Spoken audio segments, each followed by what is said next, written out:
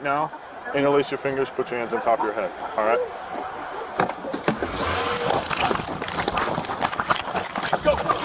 Reporting on the 26th of August, 2024, we review a tense encounter from Akron, Ohio. On a snowy night, Officer Sprague initiates a traffic stop that seems routine. However, the officer immediately spots a violation that changes the nature of the encounter. An open bottle of Patron tequila is sitting in plain view in the back seat, giving the officer probable cause to investigate further. Okay. So I do see the bottles, what was that, Patron? In the back seat. What's up? That's basically like what Is that what it is?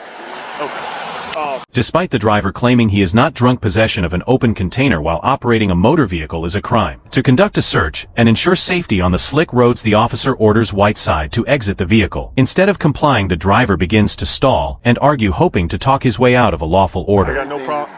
I got no problem just putting the bottles in the trunk and letting you go with a warning. All right. But for right now, I am going to have you take a step out, especially with this bad weather and people flying down this street.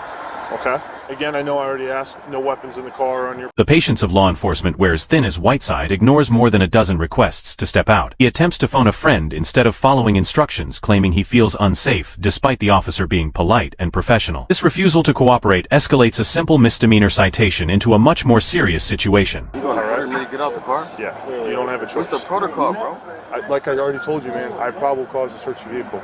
Realizing that words are failing, Officer Sprague prepares to physically remove the driver. But Whiteside has other plans. In a split-second decision that will define his future, he slams on the gas and flees, the scene turning a traffic stop into a dangerous high-speed pursuit on icy residential streets. For right now, interlace your fingers, put your hands on top of your head, all right?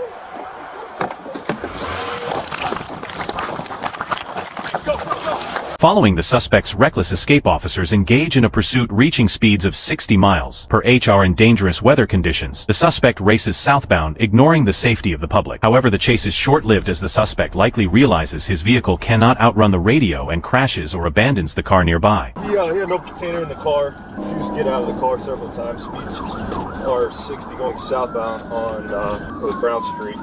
Traffic light yielding still westbound on East South Street, approaching Grand. With the vehicle abandoned, the hunt goes to the ground. Officers flood the area, setting up a perimeter. Officer Sprague provides a crucial description, noting the suspect's face tattoos and red sweatshirt, warning other units that the suspect's hesitation about firearms earlier implies he might be armed and dangerous. Wearing a black winter hat, and he has some sort of red sweatshirt on. Black pants, I believe. When asked about firearms, he was real hesitant to answer, and then as we went to get him out of the car, he refused to do so, so just be advised he may be armed. Multiple units converge on a bridge underpass. K9 unit picks up the scent, tracking the suspect through the mud. The net tightens as officers spot a figure trying to hide in the darkness under the concrete pillars. There is no escape route left for Whiteside.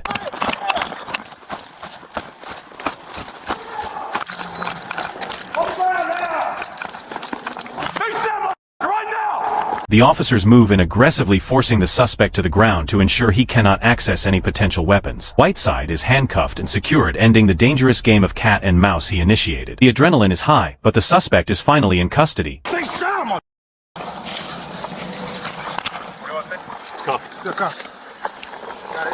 While the suspect is secured, the situation on the street remains volatile as Whiteside's family arrives on the scene. Instead of de-escalating, they begin to argue with officers obstructing traffic and demanding answers. The officer firmly explains that the suspect is going to jail and that their presence is only making the scene unsafe. Yeah, he took off from us on a chase, so he's in a cruiser. Can we at least get his car? Absolutely not, it's disabled and destroyed. So you guys have to move the car away from the street so you're not obstructing traffic. And you have I'm allowed to be here. No, you have to step off the road. Thank you. I'm allowed. A few blocks away, the aftermath of Whiteside's driving is revealed. His vehicle is found wrecked on a median with side airbags deployed. Officers begin an inventory search of the vehicle to confirm the initial probable cause, finding evidence that proves the initial stop was justified. Don Julio. Tequila.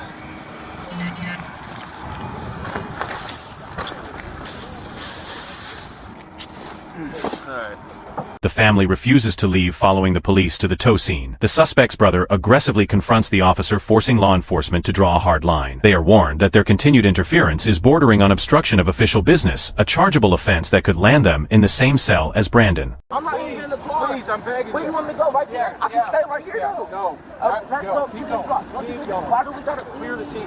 I'm not worrying about you behind your back. The officers have to do their job I'm not safely. doing nothing. Your family, please watch them up there. Brandon Whiteside's decision to run turned a simple ticket into a laundry list of serious charges. He was booked for failure to comply, obstructing official business, possession of drugs, and the original open container violation. His night ended not at his destination, but in a jail cell, proving that running from the police is a race you will never win. You wish to speak? It's a yes or no question. Is it okay if I ask you some questions Questions about what? about what happened tonight? I thought y'all gonna kill me. I still feel that way. Okay, well, you're in handcuffs right now. Nobody's going to kill you. You know how many people died in the hands of